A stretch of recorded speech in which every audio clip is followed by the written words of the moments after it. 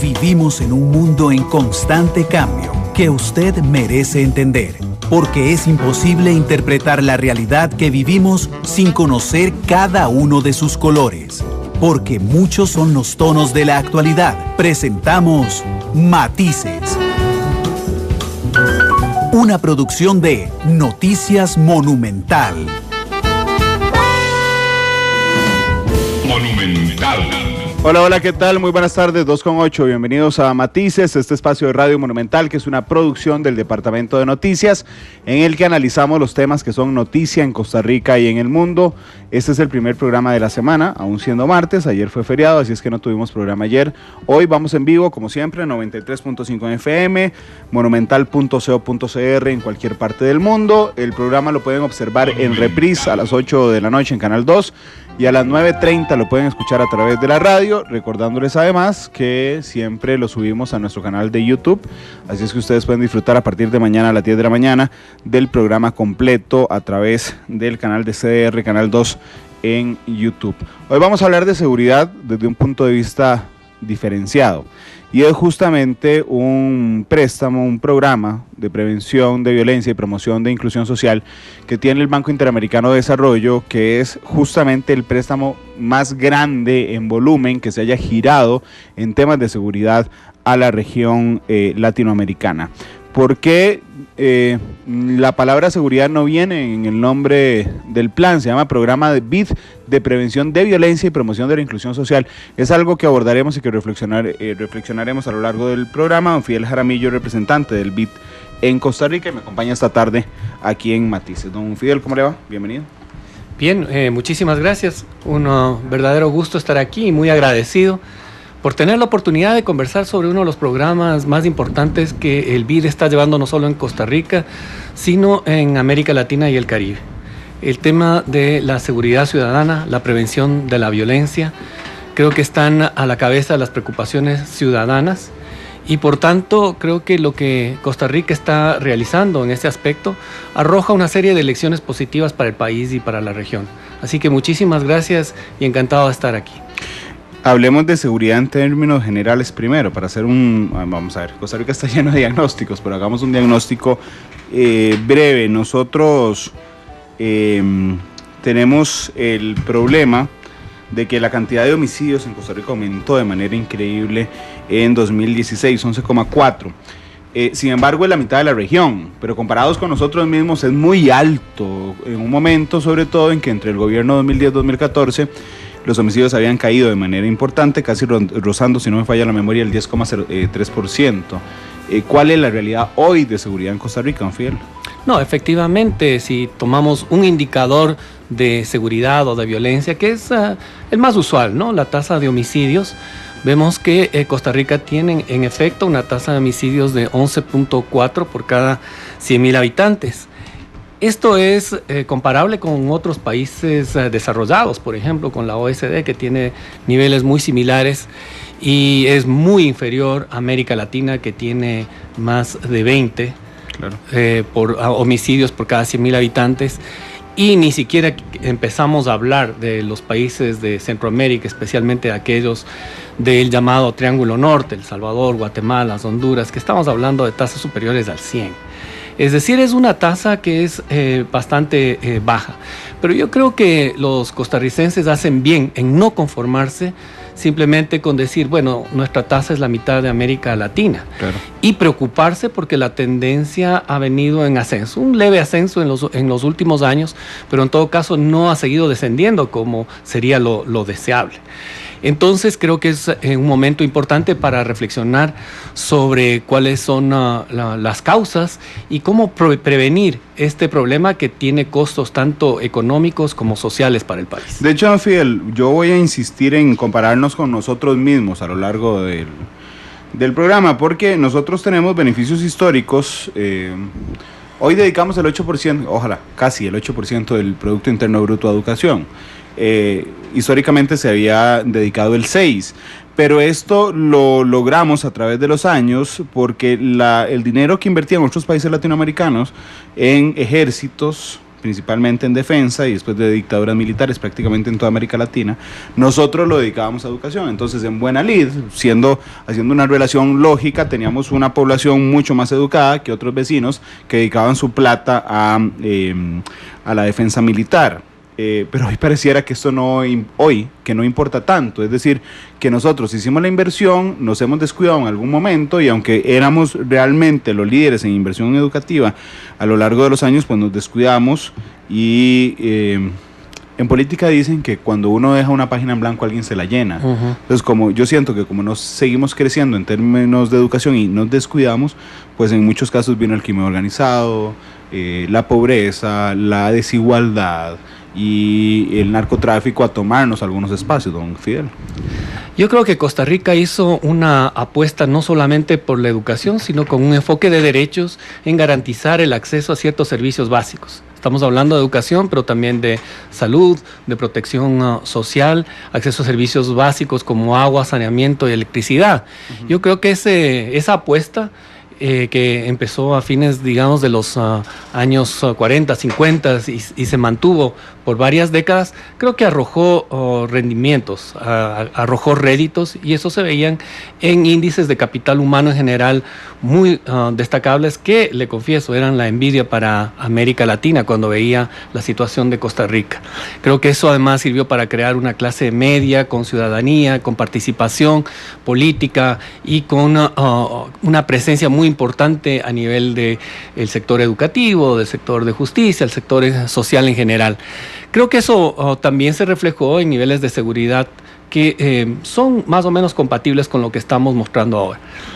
Sin embargo, el contexto global también ha cambiado. Estamos hablando de crimen transfronterizo, estamos hablando de tendencias que son muy preocupantes en una región que además vivió un periodo muy convulsionado. Hace poco nomás acabamos de celebrar los 30 años de la firma de la paz en Centroamérica. Sí. Y eso dejó secuelas, ¿no? El tema también de inestabilidad política, guerras civiles en los países vecinos, que sin duda después de 30 años ha mejorado, pero que se han manifestado en otras formas, ¿no? Tenemos violencia entonces más allá de nuestras fronteras, además de temas, como hemos dicho, peligros globales como son el narcotráfico, la corrupción, etc. Entonces creo que es un momento para reflexionar de qué es lo que hizo bien Costa Rica, pero cómo adecuarse a una nueva realidad que exige sin duda un enfoque renovado, un enfoque de no hacer más de lo mismo, sino reaccionar desde un punto de vista proactivo e innovador frente a esta situación de inseguridad más bien regional. Esta mañana teníamos 2 notas en Noticia Monumental que a mí me llamaron mucho la atención. De hecho, se lo comenté a una compañera más temprano y voy a hacer un preámbulo de ambas. Hoy el Ministerio de Seguridad Pública está calculando que pasarán en 2017 por Costa Rica 3.400 toneladas de cocaína. Eso, para no sacar la calculadora, son 3.400.000 kilos de cocaína pasando por territorio costarricense. Digamos que si uno fuera muy cínico, dice, bueno, que pasen y que sigan recto, ¿verdad? Sin embargo, desde el análisis cualitativo, cambió la organización de las bandas criminales. Entonces, hace 5 o 6 años venía, no sé, un cargamento, pongamos un ejemplo, un cargamento de 100 kilos de Colombia o de Bolivia o de Venezuela. Se instalaban en Barra del Colorado, le pagaban al dueño de una casa para que embodegara los 100 kilos. Después iban, sacaban esos 100 kilos y se los llevaban para Guatemala o México. Hoy cambió la logística, se dejan los 100 kilos, ¿verdad? Al dueño le dicen, déjese 2 kilos de pago, se llevan 98, y el dueño, que no es un adicto, normalmente tiene que agarrar esos 2 kilos de cocaína, ir a volverlos efectivo, es decir, venderlos en el mercado interno costarricense. Y entonces, efectivamente, la mayor cantidad de droga que circulará por el país este año, porque además con el desplazamiento de las FARC por el Acuerdo de Paz en Colombia y la falta de vigilancia del Estado venezolano en algunas poblaciones, esto generó un aumento en el cultivo enorme.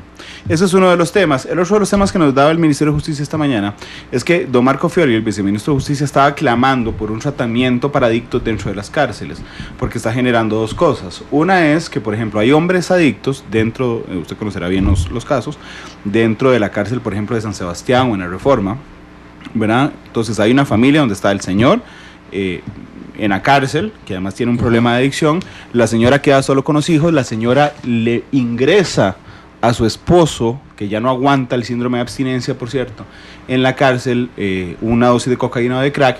La señora es detenida ingresando, entonces la señora está detenida, el señor está detenido y los hijos quedan al amparo de a quien se le ocurra. Y el otro es que en la cárcel de Buen Pastor se decomisaron el año pasado 4.100 dosis de crack.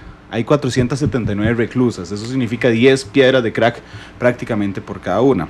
Y entonces esto nos genera una situación todavía más compleja, porque siempre se ha visto desde la clave de seguridad pública, pero viéndolo desde la clave integral de salud, de educación, me decía mi compañera, bueno, pero es que ¿cómo hacemos para evitar que nuestros hijos, sobrinos ingresen a ese mundo y que intentemos romper el ciclo? Y yo le recordaba cómo cuando yo tenía 8 o 9 años y salía a jugar a la plaza de fútbol del barrio. Hoy salgo a la plaza de mi barrio y está cerrada porque se alquila, y efectivamente hay canchas sintéticas por todo el país, pero se alquilan. Entonces le cerramos esa posibilidad a las familias de escasos recursos, que simplemente sus hijos no tienen oportunidad de ocio ni de ejercicio. Además, por la situación fiscal del país, ambos padres tienen que salir a trabajar, y esto genera todavía una situación, ahora sí coyuntural, más grande, muy complicada para las poblaciones juveniles e infantiles, don Fidel. Sí, bueno, Randall, yo creo que esta doble reflexión es crítica para abordar el problema de la seguridad ciudadana. En primer lugar, te has referido a todo lo que son las amenazas que vienen del narcotráfico, en general de las actividades ilícitas, y existen pruebas contundentes que muestran que en aquellos países o regiones afectadas por problemas de narcotráfico, por problemas de actividades ilícitas, están asociados a niveles mayores de violencia e inseguridad. Eso es una verdad de perogrullo, pero es una amenaza que está ahí, que tenemos que hacerle frente como sociedades. El BID no es una de las instituciones expertas en combatir todo lo que significan las amenazas globales como el narcotráfico o el crimen organizado a nivel global. Esa no es nuestra área de experticia. Nuestro marco sectorial de seguridad ciudadana hace énfasis en lo segundo que acabas de mencionar. Es decir, cómo con un enfoque integral vamos a hacer frente, cómo podemos prevenir que estas amenazas globales pues calen en nuestra sociedad y comienzan a descomponer a la juventud, descomponer nuestro sistema de valores y se manifiesten en niveles de violencia e inseguridad. Por eso nos parece que este programa, que como bien lo señalabas, es el mayor que el banco tiene en el país y en América Latina, porque muestra una clara apuesta por el tema de la prevención, ¿no? Es decir, si ya que vamos a enfrentar todas estas amenazas, obviamente hay instancias de seguridad pública que van a enfrentar inteligencia a nivel global, internacional, con mucha cooperación, con temas también de inteligencia financiera para prevenir el lavado de dinero y otros flujos que puedan estar financiando estas actividades. ¿Qué es lo que podemos hacer nosotros con las armas que tiene la política pública? Y aquí tenemos un programa con una visión integral, con una apuesta de mediano plazo, que hace un énfasis en la prevención. Es decir, a través de 7 centros cívicos por la paz, por ejemplo, se abren precisamente las puertas de una serie de servicios que ofrece no solo el Estado, sino también organizaciones de la sociedad civil, de tal manera de utilizar de manera constructiva y guiada el tiempo de los jóvenes que están en una situación de vulnerabilidad y que podrían caer en tentaciones y en actividades ilícitas. Creo que actividades deportivas, musicales, de ciencia y tecnología, conectividad, creo que muestran el poder que tiene esa asociatividad, eso que significa que los chicos estén utilizando su tiempo libre en actividades que puedan ser productivas. De hecho, déjeme, ya voy a caer sobre las inversiones que ya se están haciendo con base en los desembolsos, pero Si logramos identificar, vamos a ver, las instancias, sé que no es el BID, sé que no es su expertise, pero las instancias que luchan desde el tema de seguridad ciudadana y policial contra el crimen organizado, lo tenemos muy bien identificado. Está el Ministerio Público con una Fiscalía de Crimen Organizado, está el Organismo de Investigación Judicial, está la Unidad de Inteligencia Financiera del Instituto Costarricense sobre Drogas y está el Ministerio de Seguridad Pública. Y la DIS. Esos 5 han logrado este año y el año pasado también récords absolutos en decomisos, en comisos de dinero, en desarticulación de bandas. Pero a mí lo que me queda pensando, ¿usted vio Star Wars? Sí, por supuesto. ¿Usted se acuerda que cuando Luke, y espero que todos hayan visto Star Wars, de verdad, cuando Luke entra salen un montón de Stormtroopers, que son los soldaditos estos de blanco, y uno no sabe de dónde salen tantos Stormtroopers, ¿verdad? Entonces quería poner una metáfora de que el Ministerio de Seguridad es ese que empieza a disparar contra los Stormtroopers, pero usted no sabe de dónde carajo salen, hasta que a alguien se le ocurre ir a bombardear la fuente de donde salen los Stormtroopers. Bueno, el Ministerio de Seguridad, el OIJ, la DIS y la UIF hacen eso.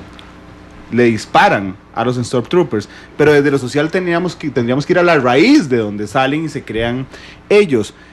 ¿Cuáles son las instituciones encargadas de esta otra parte? Porque efectivamente el OIJ, Seguridad, DIS y el Ministerio Público, digamos que tienen un gran realce y son muy mediáticos en cuanto a la lucha contra la inseguridad. Pero las instituciones sociales, ¿cuáles son las costarricenses que tienen que estar encargadas de esta prevención, no, Fidel? Creo que para mí una de las experiencias más enriquecedoras fue justamente la inauguración de uno de los centros cívicos, en donde vimos con clarísima evidencia el trabajo multisectorial, porque esto no es cuestión de una sola institución, pero vimos trabajando de la mano al Ministerio de Educación, obviamente, Ministerio de Educación Pública, estaba el IMAS, estaba el Ministerio de Ciencia y Tecnología a través de todo lo que son los infocentros y todo lo que son la posibilidad de utilizar la tecnología y el Internet con fines productivos.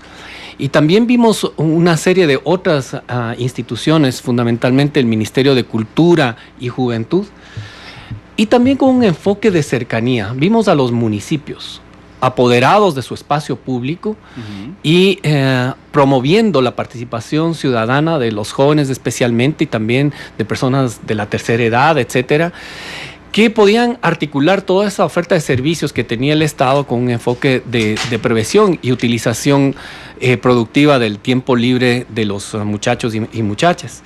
Yo creo que experiencias que inclusive fueron discutidas en un reciente evento internacional que se dio aquí en San José, de ciudades como Chicago o el mismo Nueva York u otras, en donde se dieron este tipo de programas, en donde confluían una serie de instituciones como los ministerios que tienen que ver con el área social, el Ministerio de Desarrollo Social, Inclusión, etcétera, y presentaron programas como, por ejemplo, Becoming a Man o Working in a Womanhood, o sea, convirtiéndose en hombre y trabajando en todo lo que es convertirse también en mujer, en donde sacaban chicos y chicas de áreas muy vulnerables de la ciudad de Chicago, que es una de las más violentas, y les formaban en valores, hacían además consejerías de par a par, que yo creo que eso es muy importante, gente joven que ha pasado por estas mismas situaciones aconsejando a otra gente joven, de tal manera de tener una intervención que ha mostrado resultados que son económica y socialmente muy eficientes. Y el propósito, en definitiva, es sacar a estos chicos de las áreas vulnerables y evitar que caigan en circuitos más bien de inseguridad y de negocios ilícitos. Nos saluda a esta hora el director nacional de Guardacostas, don Martín Arias, que dice que está escuchando el programa y que le encantó la metáfora de Star Wars. Dice, hay dos estrellas de la muerte, Randall, que hay que destruir. Una la que produce y otra la que consume. Efectivamente, sin embargo hay que pasar ahí por la atención social de lo que ocurre. Y no quería dejar pasar un mensaje de Isabel Murillo, que de entrada le digo, yo no estoy de acuerdo con la apreciación de Isabel, pero quería abordarlo porque dice, el aumento de la violencia va relacionado con el aumento de inmigrantes. Pregunta, yo trabajo en la caja, cada día se atienden más extranjeros. Yo le voy a dar de entrada un argumento que a mí, Isabel, no me parece. En las cárceles de las personas condenadas hay 9 ticos por cada extranjero. Entonces Entonces me parece, ella lo está preguntando, pero me parece a mí que partir de ahí es un mito que lo que nos hace es como meter debajo de la alfombra el problema de lo que pasa en Costa Rica con los costarricenses, ¿no, Fidel? Sí, no hay una evidencia empírica de que ese sea el caso. Además, cuando hablamos de inmigración estamos hablando de flujos de personas de muchísimos países, algunos que tienen problemas de violencia o de tráfico de narcóticos o actividades ilícitos y otras que no. Así que no hay una clara correlación, no existe una evidencia. Lo que sí es importante destacar es que actividades de prevención y de socialización pueden ser útiles para, independientemente del origen de las personas que estén sujetas a estas situaciones de vulnerabilidad. Entonces, me parece fundamental acercar las realidades de los ciudadanos de diferentes partes del continente. Actividades como, por ejemplo, telecentros, como por ejemplo el deporte, que sin duda son actividades que unen y que a veces son aliados importantes para desmitificar este tipo de prejuicios. Sin duda. De hecho, don Fidel, ya vamos a caer directamente al programa, pero le quería pedir, desde una visión crítica, un análisis de algunas instituciones de las que me ha nombrado. Por ejemplo, las declaraciones universales y el concepto de paz ha ido evolucionando a que la paz no es la ausencia de guerra, sino es la promoción justamente de la paz. Así como la salud no es la ausencia de enfermedad, sino promocionar una salud integral. Las municipalidades, yo tengo la impresión de que a veces en el país, y puede diferir conmigo perfectamente, están muy dedicadas a cobrar, es decir, a hacerse viables económicamente y cobrar impuestos, pero han dejado un poco de lado la función social que tienen, asegurando sus territorios, agregándole valor además a los espacios públicos para que puedan ser aprovechados por los ciudadanos. En esa área, el banco tiene una experiencia muy importante que es su iniciativa de ciudades sostenibles, donde confluyen al menos 3 grupos de sostenibilidad. El primero y la base, obviamente, tiene que ser ciudad sostenible desde el punto de vista fiscal y financiero. Es decir, es muy importante que las municipalidades, los gobiernos subnacionales, se manejen fiscalmente responsable, de tal manera que no tengan déficits, no tengan acumulación de deudas, obligaciones y que tengan los recursos para proveer los servicios. Un segundo bloque de sostenibilidad tiene que ver con la sostenibilidad de la calidad de vida en las ciudades. 75% de la población latinoamericana ya vive en ciudades y por tanto garantizar acceso a servicios básicos de movilidad, de agua, saneamiento, también espacios públicos son clave. Y una tercera tiene que ver con sostenibilidad del medio ambiente y adaptación y al cambio climático y a la prevención de desastres. Creo que esa es una confluencia de 3 sostenibilidades que los municipios y otras organizaciones tienen que garantizar para que tengamos ciudades sostenibles. Dentro de eso, el pilar de la calidad de vida es fundamental, donde el tema de seguridad, por ejemplo, es clave y también una apuesta por la prevención, y los municipios deben ser aliados claves porque están cerca al ciudadano. Esa es toda la teoría de la descentralización, es que los municipios que están cerca al ciudadano provean los servicios a los ciudadanos de manera más eficiente y estando sintonizados en las demandas de sus ciudadanos. ¿Y las municipalidades ticas están listas para hacerlo, a su criterio? Yo creo que hay una heterogeneidad muy grande. Yo creo que es uno de los desafíos que vamos a vivir en los próximos años. Yo creo que es algo que el próximo gobierno va a tener que enfrentarlo, porque hay una ley que transfiere una serie de recursos a las municipalidades y que en algunos casos no se han generado las capacidades y las competencias para realizarlos. Entonces creo que si vemos algunas municipalidades que están ofreciendo una serie de servicios y lo hacen de manera no solamente eficiente, sino muy entusiasta, y otras que no tienen esas capacidades. Yo creo que hay la necesidad de hacer un ejercicio de construir esas capacidades y creo que además hay un espacio para aglomerar ciertas acciones de municipalidades que son muy pequeñas, que no tienen una base de ingresos suficiente como para proveer todos estos servicios. ¿Podría ser regional? Podrían ser regionales. Hay casos en América Latina donde se han creado, por ejemplo, conglomerados de municipios que ofrecen servicios a sus ciudadanos de manera también global. aprovechando de manera integral para aprovechar economías de escala. Solos no lo pueden hacer, unidos pueden hacerlo. Las instituciones del Poder Ejecutivo, ¿le parece que están listas? Estoy pensando, por ejemplo, en el PANI, que a mí, en lo personal, a veces me parece muy reactivo y muy poco propositivo, es decir, que atiende a las emergencias de los niños, pero no necesariamente promueve el mejor ambiente. El Instituto Mixto de Ayuda Social, el MEB, que creo que muchas veces está absorbido, digamos, por su función administrativa de pagarle a los profesores, de pagarle a los conserjes, y pierde un poco de vista el resto. Y la salud, digamos, en ese caso serían 4 instituciones: IMAS, MEP, Salud y PANI. ¿Usted cree que estén listas para afrontar este reto? El banco ha hecho una de sus publicaciones banderas sobre la educación infantil temprana. Y me parece que es muy importante ir con intervenciones que vayan a lo largo del ciclo de vida del individuo, del ciudadano. Entonces, empezando con la salud de la madre, yendo a la educación infantil temprana, donde algunas de las instituciones que se mencionó precisamente tienen la responsabilidad. En muchos casos, en los centros cívicos existe ya el espacio, la infraestructura para proveer servicios de educación infantil temprana. Me parece que es como un primer inicio, una piedra en la base, en los fundamentos de lo que va a ser la promoción social y el fortalecimiento del capital humano. Creo que Costa Rica ha hecho un enorme esfuerzo en tener una visión integral, incluyendo la red de cuido, donde el tema de la educación infantil temprana es un pilar. Creo que se lo está haciendo y creo que hay que perseverar. Hay que perseverar porque no hay que quedarse dormido en los laureles. Creo que obviamente el Ministerio de Educación tiene otro foco más allá de aquellas infraestructuras que han sido financiadas con este programa, pero sí de manera complementaria en muchos de ellos. De ahí que lo veo muy presente. Le veo muy presente también al Ministerio de Cultura y Juventud.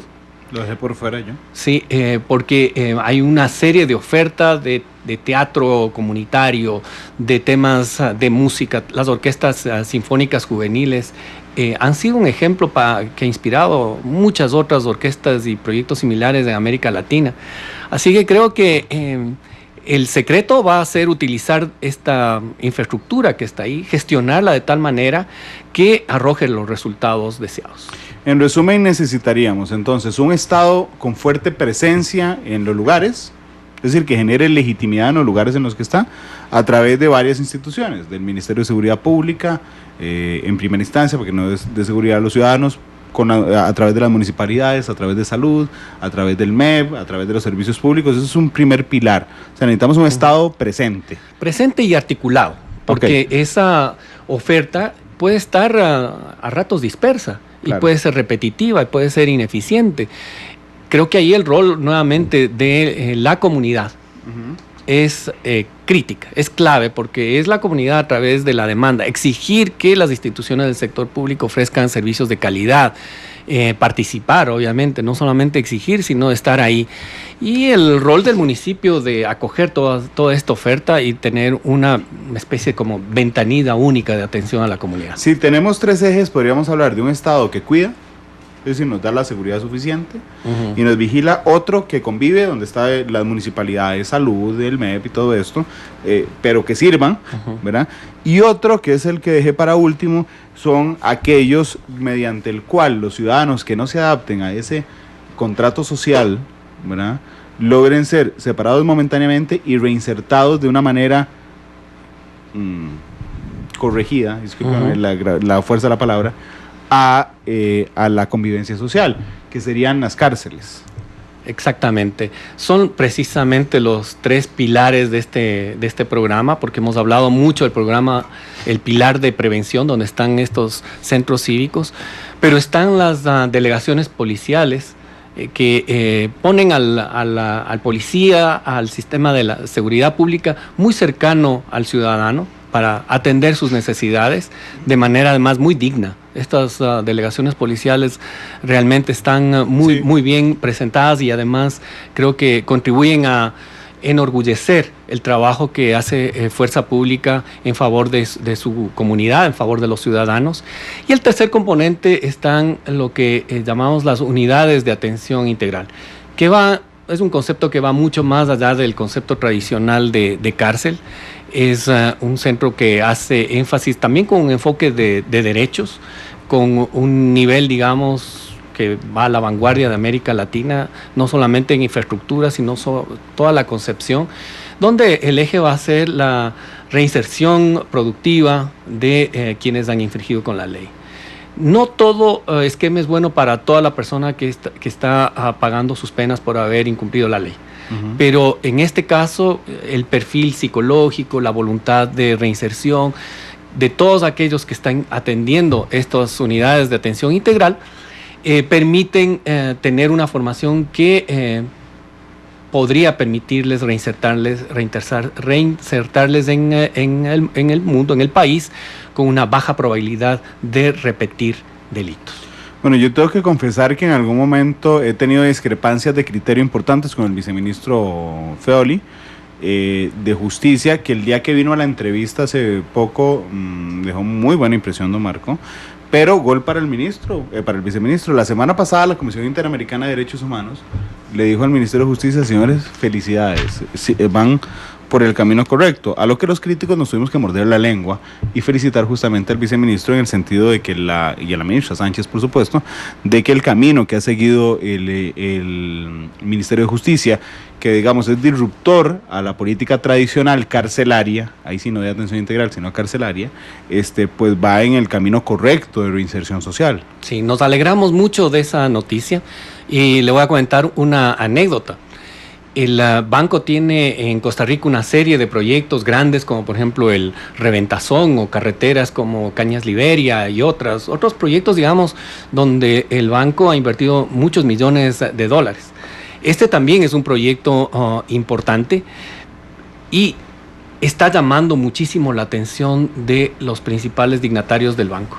Y en este último año hemos tenido la visita del presidente del banco, han estado 2 vicepresidentes, han estado 3 gerentes del banco, es decir, la plana mayor del BID ha venido a Costa Rica a ver este programa en específico y aprender de lo que Costa Rica está haciendo con este enfoque integral que incluye atención a través de las delegaciones, prevención a través de los centros cívicos y reinserción a través de todo lo que son las unidades de atención integral.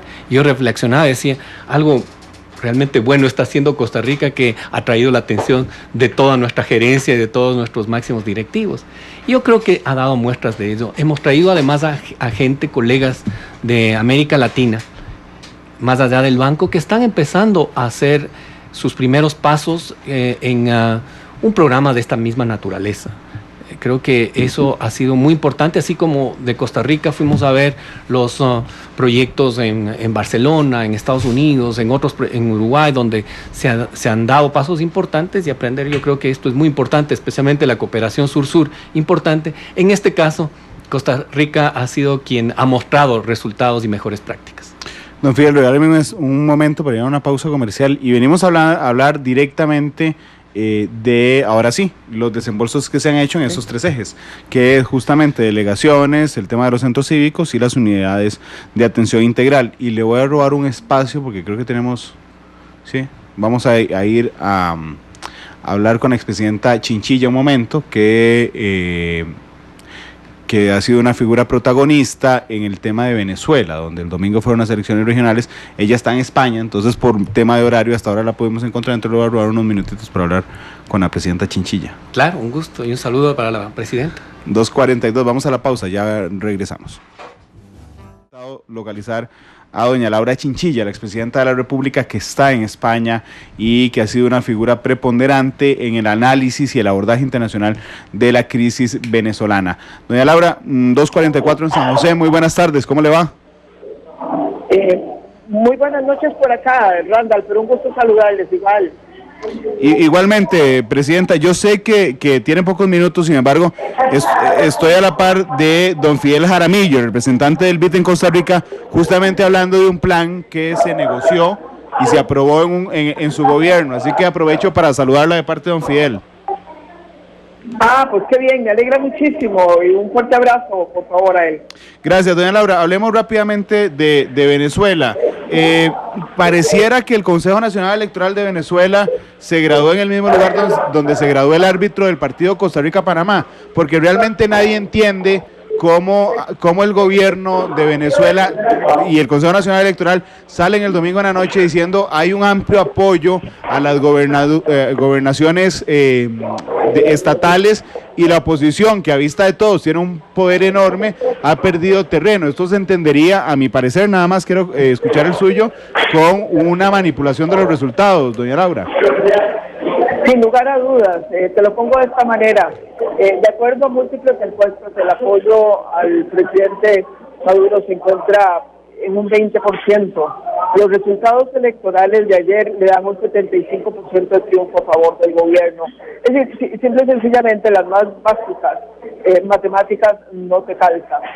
Pero además dos hechos adicionales, aparte de las múltiples denuncias que tuvieron lugar a lo largo del proceso, según el cual se estima que cerca de 2 millones de personas no pudieron ejercer el derecho al voto, urnas que se movieron a última hora, en fin, un innumerable conjunto de elementos. Se dan el lujo de decir, poco antes de anunciar los resultados definitivos, que se van a anunciar resultados irrebatibles, y hoy de una vez proceden a juramentar a los triunfadores. En todo proceso electoral, como bien sabemos en Costa Rica, que estamos ejercitados en eso, los resultados pueden ser impugnables, y las autoridades electorales pueden, a criterio, dependiendo, revisar o no, pero hay un espacio. Bueno, de una vez procedieron a juramentar, de manera que ya están los gobernadores electos mediante un procedimiento truculento. Doña Laura, ¿cómo generamos presión internacional? Porque a uno le preocupa, la última vez que usted estuvo aquí en el programa lo conversamos, que se está intentando llevar a cabo un diálogo entre la oposición y el gobierno, pero en medio de ese diálogo surgen cosas que a mi criterio simplemente lo que hacen es que bombardean la confianza entre las dos partes, como es las elecciones del domingo, como es los elementos truculentos que usted está denunciando, y como es la juramentación express de los nuevos gobernadores. Doña Laura, ¿confiamos o no en las negociaciones internacionales? Esa es la pregunta del millón, porque en el fondo gran parte de la discusión de si la estrategia que ha seguido la oposición ha sido la correcta o no, tiene que ver con el tema del diálogo, no por el diálogo en sí mismo. Vaya, cuando hay una brecha tan grande como la que se ha generado entre el gobierno y la oposición, en el caso de Venezuela, se necesita acompañantes, gente que ayude, intermediarios y negociadores que ayuden, digamos, a poner sobre la mesa un diálogo posible. El problema acá es que ese diálogo pareciera que es un diálogo el cual se echa mano cuando el gobierno ya está contra las cuerdas, a punto de caerse, y la oposición con grandes posibilidades de culminar un salto cualitativo en su lucha a favor de la democracia. Aparece de pronto el diálogo, se vuelve a reunir sin ningún tipo de condiciones claras, y lo único que acontece es que el gobierno pues gana tiempo. Ven ustedes que estas elecciones de gobernadores fue de lo primero que salió de la mano de un diálogo que se revivió en la República Dominicana. Después de que la oposición había ganado un proceso electoral en diciembre pasado, por amplia mayoría, después de que habían convocado una consulta popular con 7 millones de personas, después de que habían tomado las calles del país, aparece una oposición concediendo de nuevo a un diálogo sin condiciones claras y diciendo que iba a unas elecciones sin condicionar que el juez o el referee o el árbitro, como usted decía, de esas elecciones fuese un árbitro neutral. De manera que ahí hubo un error de bulto muy grande que tiene a Venezuela hoy, desafortunadamente, en una encrucijada quizás más compleja que la que estaba hace un par de meses. Doña Laura, ya para finalizar, ¿qué nos queda hacer? Digo, a nosotros no, a ustedes, como los líderes internacionales que han propiciado mejorar la situación en Venezuela, ¿qué van a hacer? Nosotros seguiremos en nuestro trabajo de hacer conciencia, de denunciar, de ayudar, digamos, a magnificar la voz de muchos venezolanos que no lo pueden hacer por sus propios medios y que nos piden que lo hagamos por ellos. En nuestro también apoyo constante y permanente al secretario general, una de las voces más lúcidas, más consecuentes, más valientes que ha tenido todo este proceso.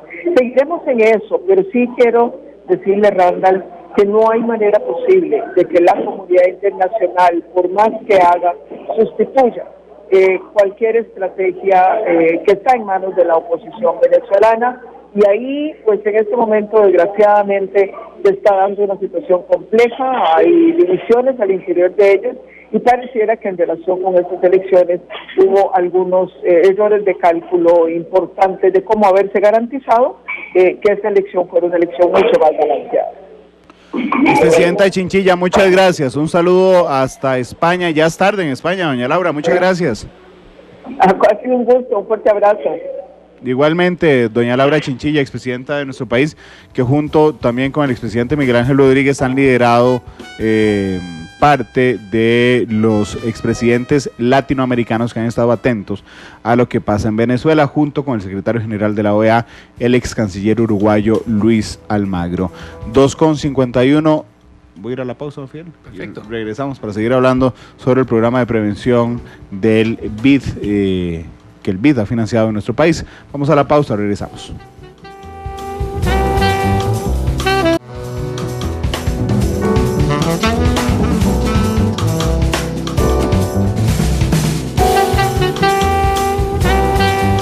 Son las 2 de la tarde con 56 minutos. Gracias por estar con nosotros en Matices.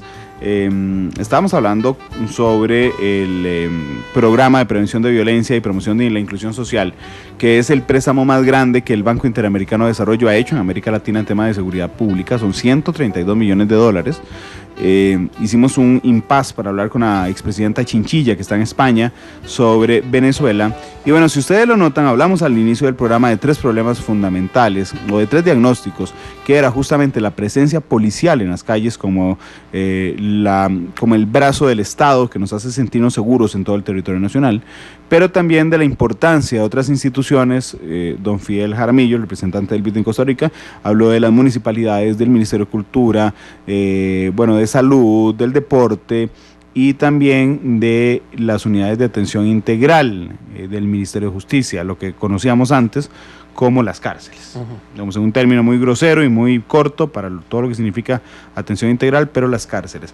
Y es porque gran parte, don Fidel, de este préstamo, 24 millones, hablemos del primer desembolso, 24 millones en específico al fortalecimiento institucional del Ministerio de Seguridad. ¿En qué y por qué? Antes de referirme a eso, quisiera reflexionar, escuchándole a Laura Chinchilla, doña Laura. Claro. En realidad, este es un programa que se inició en el gobierno de Oscar Arias, se firmó con Laura Chinchilla y este gobierno le tocó ejecutar. En realidad le dio la vuelta también de manera muy importante y le ha permitido inaugurar todas las obras de infraestructura y probablemente el siguiente tenga que darle continuidad. Entonces, mi reflexión es que en este tipo de esfuerzos es necesario tener una visión que vaya más allá de un solo gobierno. Creo que es importantísimo tener políticas de Estado que trasciendan a los gobiernos, que hay un esfuerzo sostenido para llevar adelante no solamente la infraestructura, en este caso de un programa de prevención de la violencia, sino en general de proyectos de infraestructura que trascienden administraciones. Creo que parte del éxito de este programa ha sido que varias administraciones, al menos 3 seguidas, dieron continuidad. Y obviamente el banco ha estado ahí para apoyar no a un gobierno, sino a un país. De hecho, le iba a preguntar cuánto ruido les genera a ustedes cada 4 años cuando se preocupan de decir, uy, por Dios, llevamos 4 años impulsando esto, ahora vamos a tener que írselo a presentar a las nuevas autoridades de gobierno. Don Fidel, ¿o depende más de mandos medios que se mantienen permanentemente en la administración pública? Creo que es muy importante y para cualquier gobierno mostrar resultados. Si un programa está dando resultados, cualquiera sea el signo del nuevo gobierno, va a intentar mantenerlo. Porque además, como decía, es un mandato que va más allá de un gobierno, es de un país. Creo que es importante darle continuidad a las buenas experiencias. Hay lecciones aprendidas que pueden ser utilizadas para este y otros programas en cuanto especialmente al modelo de ejecución que, como señalaba, le dio un impulso en los últimos años de manera muy significativa que ha permitido terminar muchas de estas obras y ser inauguradas en lo que va del año pasado y lo que viene ahora en los siguientes meses, que continuaremos inaugurando estas obras. Así que creo que sí, esto pasa en Costa Rica, en muchos países tenemos cambios de gobiernos. Esto no es nada que preocupe, al contrario, es la celebración de la democracia.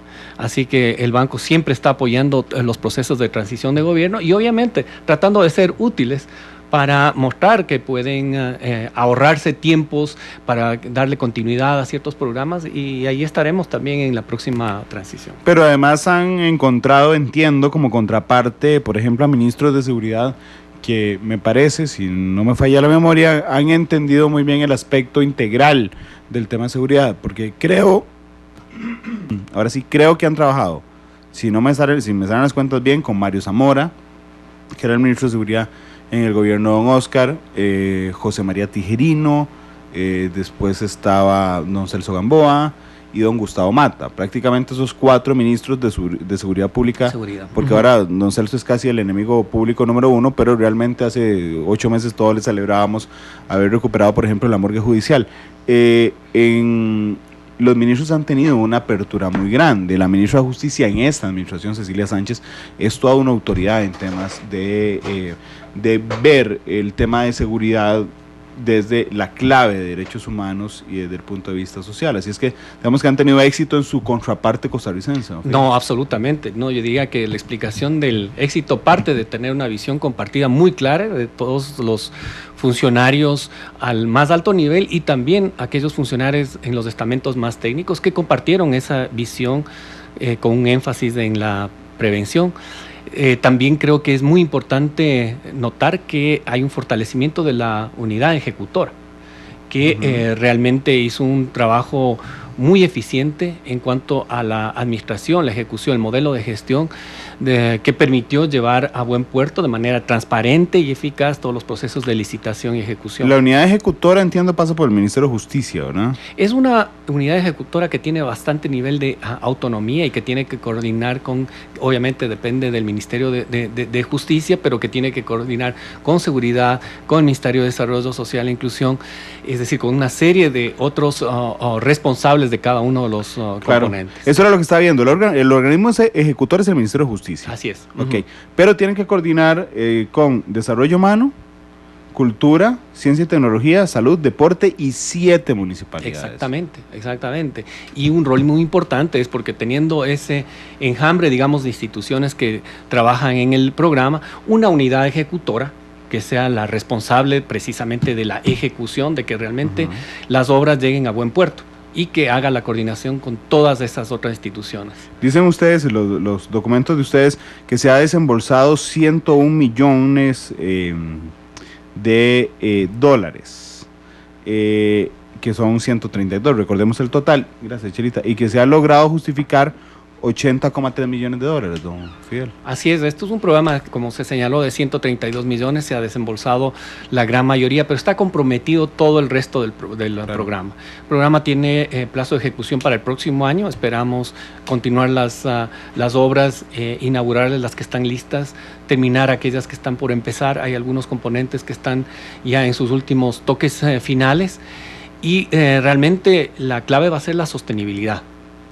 Tenemos una linda infraestructura y se han tenido la oportunidad de ir tanto en el componente de delegaciones policiales, que es el primero que vamos a hablar, como de las unidades de atención integral, que son las cárceles, como los centros cívicos. Realmente es una infraestructura de primer nivel, de primer mundo. Creo que la clave y lo que hace la diferencia va a ser el modelo de gestión y la sostenibilidad de esta infraestructura. Es decir, cómo llenamos, y realmente los primeros indicios son altamente favorables, porque realmente da gusto ver cómo en esos centros cívicos hay una actividad pero intensa de los chicos y chicas que están en todas sus actividades. Da mucho orgullo realmente ver lo que se ha hecho. Hablemos del primer eje, policía. Ahí tenemos la construcción de 11 delegaciones de policía, son modernas, funcionales, con espacios dedicados a programas de prevención, reuniones con la comunidad, incluso algunos tienen unos gimnasios para que los policías se mantengan en forma y que en algún momento compitan con los calendarios de los bomberos, por ejemplo. Y hay... Sí, porque hasta hace años no podían. Así que realmente el propósito de esas delegaciones es que haya una sensación de orgullo, de pertenencia, de identidad, que les permite además relacionarse de manera más cercana con las comunidades a las que sirven. Porque la cercanía tiene que ver, pero el respeto también. Absolutamente. O sea, es decir, que un policía viniera a ayudarlo a uno, a la par de una delegación que estaba cayendo con todos los vidrios rotos, llenos de ratas, y donde no podían ni siquiera dormir en sus momentos en que pueden dormir los policías, y qué respeto iba a inspirar. Además venía uno con el botón de la camisa a punto de estallarse, y entonces uno les podía agarrar el arma y salir corriendo y nadie lo iba a alcanzar. Tiene que ver desde el punto de vista de respeto, pero también cercanía de la gente. Absolutamente, yo creo que eso se convierte en un activo de la fuerza pública que le permite identificarse de manera más efectiva, más cercana, más eficiente con la comunidad, y a su vez la comunidad que también acoge esas instalaciones con mayor orgullo. Hay un sentido de pertenencia. Además hay espacios con mucha privacidad. Por ejemplo, algunas de las denuncias que tienen que hacerse, especialmente si se tratan de violencia doméstica, estas instalaciones brindan la cercanía y la confidencialidad para que se puedan hacer estas denuncias. Yo creo que hay además mucho de tecnología. Creo que la gestión moderna de lo que son delegaciones policiales tiene que ver con la inteligencia en cuanto al uso de la información. Creo que también se está dando esto en Costa Rica, pero como señalábamos, es básicamente un modelo de atención muy cercana a la comunidad, a la ciudadanía, con además el debido respeto y la dignificación al trabajo que hace la fuerza pública.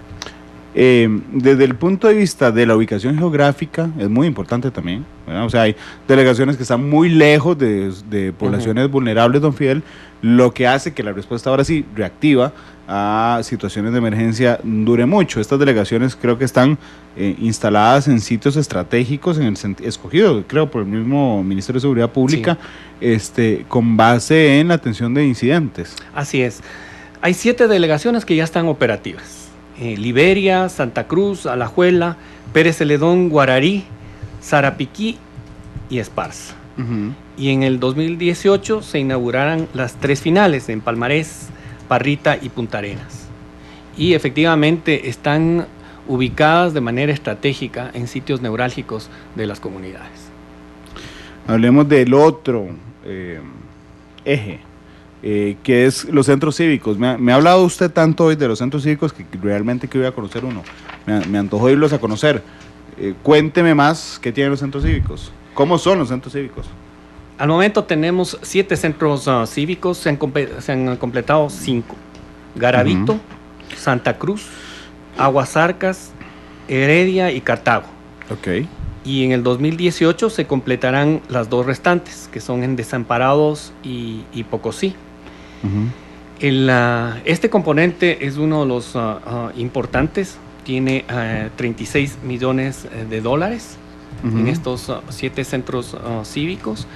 Confluyen una serie de servicios que permiten el trabajo con niños y jóvenes en situación de riesgo social o vulnerabilidades, con intervenciones en arte, deporte, tecnología y recreación, basadas en evidencia, porque estas intervenciones han mostrado tener impacto en las comunidades donde se las ha llevado adelante. Esto aquí, en países como Brasil y en ciudades como Río de Janeiro, tan convulsas, este tipo de intervenciones han sido efectivos. También se apoya, como también habíamos comentado, todo lo que es la red de cuidado y desarrollo infantil temprano. A mí me parece que es la apuesta para el futuro más importante que un país puede hacer. Hay 4 centros de cuidado infantil, 3 centros de apoyo extraescolar para niños en riesgo y un centro de nutrición infantil, los Sensinay. Uno de ellos en el territorio indígena de Matambú, ¿no? Hay también una escuela de música en el Parque La Libertad. O O sea, realmente son muy inspiradoras estas intervenciones. Me gustó muchísimo un congreso que se hizo, que lo mencioné anteriormente, donde vino gente de España, de Chile, también de Estados Unidos, y comenzaron a compartir sus experiencias. Pero eran chicos, jóvenes, sub 30, digamos, así millennials, con una vocación de trabajo por sus comunidades, realmente con una sensación de propósito. Y eso contagiaba, y creo que los centros cívicos son sitios donde hay ebullición de este tipo de manifestaciones, de jóvenes trabajando con jóvenes en pro de un futuro mejor. ¿Quién escogió los lugares donde están los centros cívicos? Esto fue un proceso de negociación con las autoridades respectivas y, como decía, es un proceso que vino desde administraciones anteriores. Había una confluencia de necesidad de también de estar listos para llevar adelante, de disponibilidad de los terrenos. Pero hay indicadores que les mostraban a ustedes, por ejemplo, Garavito. Mira, la parte, digamos, más llena de población en Garavito será Jacó. En algún momento se habló, bueno, aquí hay mayor incidencia, por ejemplo, de consumo de drogas o de crímenes relacionados con propiedad. ¿Esos indicadores sirvieron para escoger las comunidades? Sí, por supuesto. Donde más necesidad hay de una intervención de esta naturaleza, pues precisamente es donde hay población en estado en una situación de vulnerabilidad. Pero hay que complementar, porque a veces en esos sitios no tienes la infraestructura necesaria, el terreno tiene que ser el apropiado, tiene que estar saneado, entonces confluye la necesidad y con la disponibilidad. Claro. Bueno, pero en el tema de Garavito me llama enormemente bueno, en todos me llaman, quería hablar de cada uno, pero en el caso de Garavito efectivamente hay una explosión turística desde hace 15 años tal vez en el sector de Jacó, pero efectivamente también hay un aumento en la venta de drogas. De hecho lidera, un de eso estaba aquí, el director del Instituto Costarricense sobre Drogas. Jacó es una de las que lidera el decomiso de drogas por las fiestas nocturnas, y por el desempleo, que bien que mal hay en esa zona. ¿Tiene alguna característica especial la concepción del centro cívico en Garavito? Yo estoy un año aquí en Costa Rica, he tenido la oportunidad de conocer varios de los centros cívicos, no he estado en el de Garavito. Ok. Aún y no debería de ir, pero un fin de semana, para que después se vaya para la playa, ¿no? Bueno, entonces estoy listo para ver recomendaciones dónde me quedo. Cuando llegue va a entender eso de la fiesta. No, realmente muy lindo. Estuve el fin de semana ahí por la costa Pacífico y bueno, muy cercano a este sitio, y claro, es un contraste, ¿no? La belleza de sus playas. Así es. También tiene un desarrollo turístico. Desarrollo turístico, fortísimo. Pero claro, con toda esta otra problemática asociada, especialmente el tema de consumo de drogas. Y claro, es un sitio estratégico donde creo que actividades como los desarrollados en centros cívicos dan alternativas a los jóvenes, a los niños y jóvenes que están en esta situación de vulnerabilidad y que podrían tropezar. Nadie está libre de tropezar. Por supuesto. Entonces aquí el tema es llenar la agenda, ¿no? Llenarles la agenda de tal manera que no sean llenados por actividades no deseadas.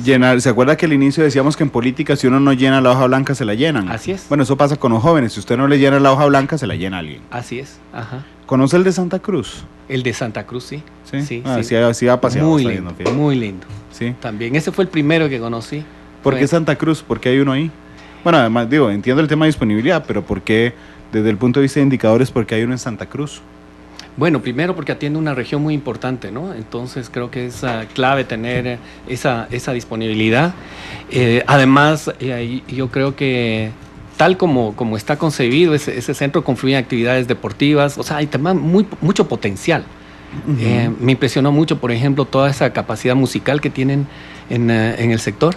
Sí, claro. Y lo escuchamos. Es un elemento cultural altísimo. Altísimo, entonces también hay que aprovechar esa potencialidad. Vamos a ver, ahí estoy recorriendo el país desde el Pacífico Central, ¿verdad? Donde está Garavito, brinca al Pacífico Norte, donde está Santa Cruz, brinca a la zona norte, donde está Aguasarcas. Uh-huh. ¿Conoce el de Aguasarcas? No, no, sí, claro que estuvimos en Aguasarcas. Sí, ¿Qué tal es ese centro cívico? La inauguración estuvo espectacular en un sitio que además, un terreno que ofrecía una serie de desafíos, pero tal como lo llevaron adelante, realmente convirtió en un sitio que estaba abandonado. Yo vi las fotos antes y después, y ahora puede convertirse en un centro que sea articulador de todo este trabajo y esta vida comunitaria. Muy bonito. Fidel, ayúdeme a enamorarme de ese centro cívico de Aguasarcas, porque era complejo hacerlo ahí.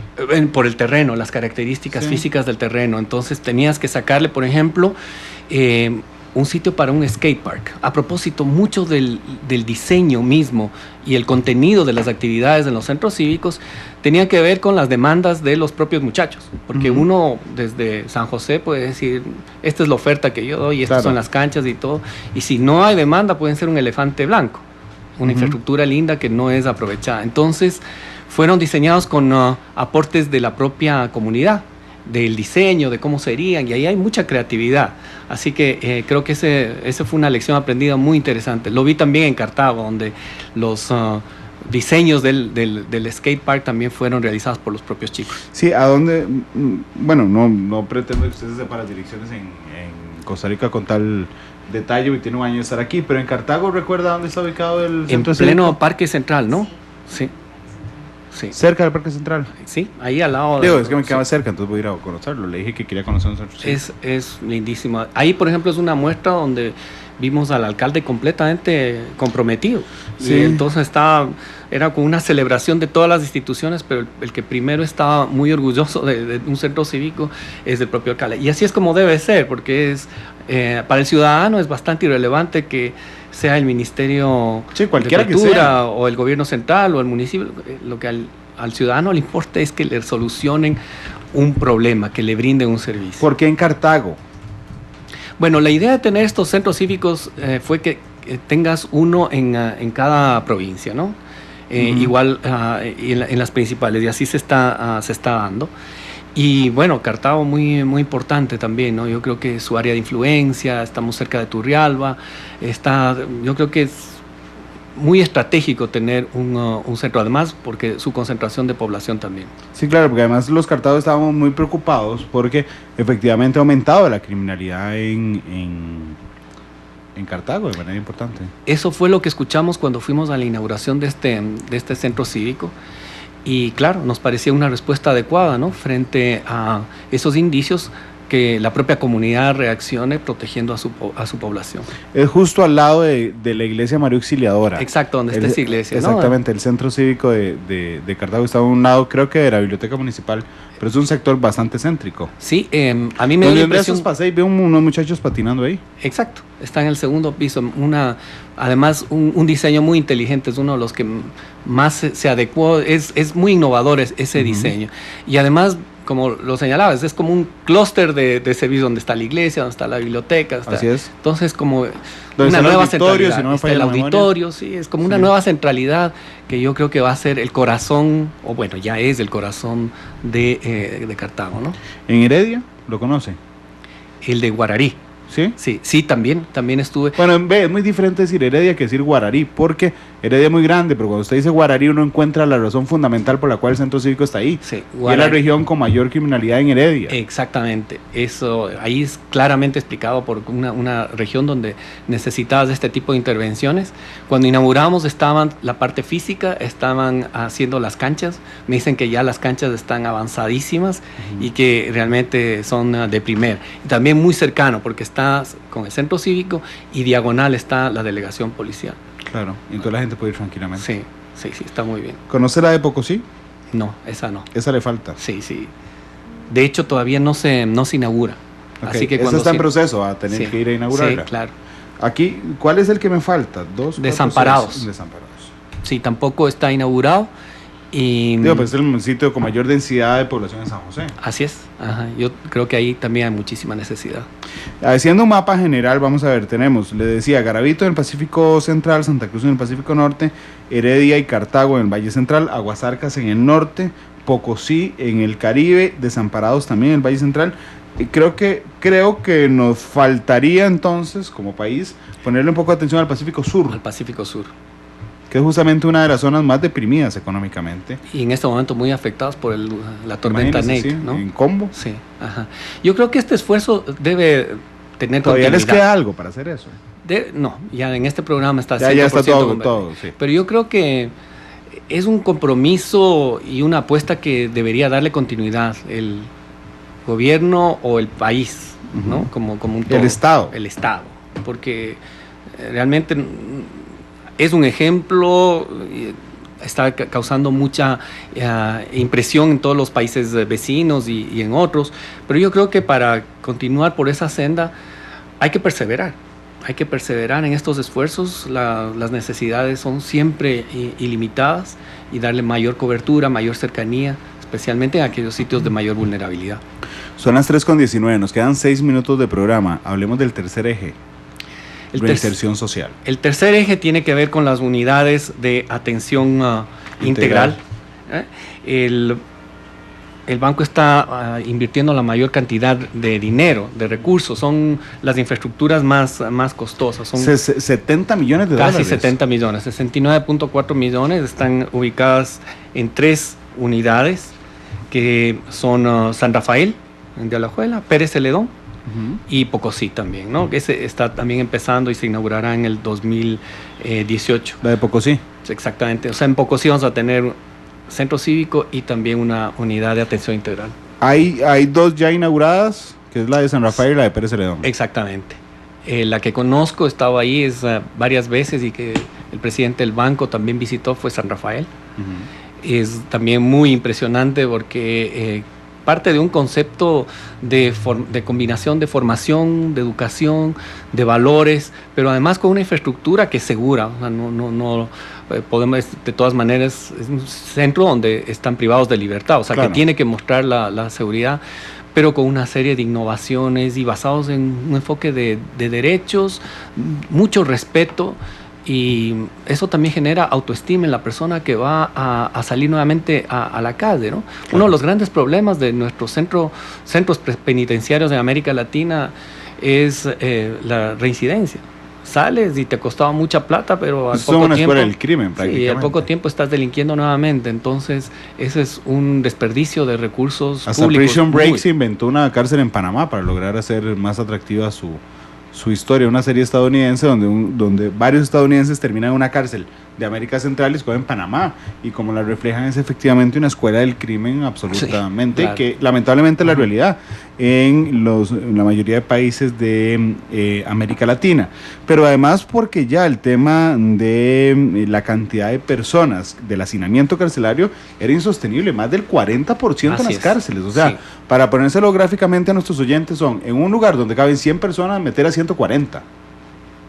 Y las 100 ya estaban con las justas, digamos, así ¿no? Es. Claro, sí. Sí, las 100 se llevaron todos los colchones. Ah, sí. Métale 40 más. Sí. Era muy complicado y además es violatorio de los derechos humanos. Así es. Esta infraestructura cumple con todos los estándares más avanzados a nivel del global, te diría, ¿no? Entonces es un reflejo también de una apuesta que va a ser eficiente, porque ¿qué sacas teniendo muchos detenidos si después cuando vuelven a la calle reinciden y te cuesta el doble, ¿no? Entonces creo que aquí es una apuesta, claro, es más costosa la infraestructura, hemos hablado casi 70 millones de dólares, pero si tienes una alta probabilidad de que realmente cada uno de los casi 1.600 residentes, como se les conoce ahora, van a volver con altas probabilidades de reinsertarse en la sociedad y tener un impacto positivo a nivel de contribución, de empleo, de generación de riqueza, etcétera, pues has hecho una inversión que ha sido rentable desde el punto de vista económico y social. ¿Cómo hacemos para que a nivel latinoamericano, pero particularmente en Costa Rica, dejemos de ver a las personas privadas de libertad como despojos humanos prácticamente, de quienes nos deshacemos y nos olvidamos? Creo que esa es una gran deuda que tiene en general la sociedad latinoamericana, ¿no? Y creo que más allá de la evidencia anecdótica que uno ve una serie de series de televisión, películas, etcétera, pero que se refleja en la realidad, el no querer ver, el no querer reconocer esta realidad, y creo que exige una respuesta también de responsabilidad ciudadana de no hacerlo, claro, de realmente hacer una apuesta por una reinserción, a través de la educación, de la formación y acciones psicosociales que muestren la verdadera dimensión humana de estos costarricenses, ¿no? Que nadie está libre de tropezar con la ley, pero creo que el tener una oportunidad, que eso fue lo que más escuché cuando estuve en San Rafael. Sí. La gente decía, esto nos da una oportunidad. Yo creo que es lo mínimo que las sociedades pueden dar a aquellos que están privados de libertad. Es muy triste, al resto se nos olvida que el único derecho restringido a los privados de libertad es justamente la libertad de tránsito, pero el resto de sus derechos se mantienen inviolables. Así es, así es. Y a todos se nos olvida, entonces los metemos ahí, les violamos los derechos humanos, el derecho a la salud, bueno, todos los derechos. Prácticamente se los violamos en las prisiones, ahí sí, claro, en nuestro país. Y yo creo que además la madurez de las sociedades, de los países, se manifiesta en cómo tratan a la población más vulnerable, a sus viejitos, en el caso de la tercera edad, o a los niños, pero ¿quién más vulnerable que los privados de libertad, ¿no? Entonces, si realmente estás tratándole con respeto, con enfoque de derechos, y con una voluntad cierta de tratar de formar para su reinserción, creo que estás mostrando esa madurez como sociedad.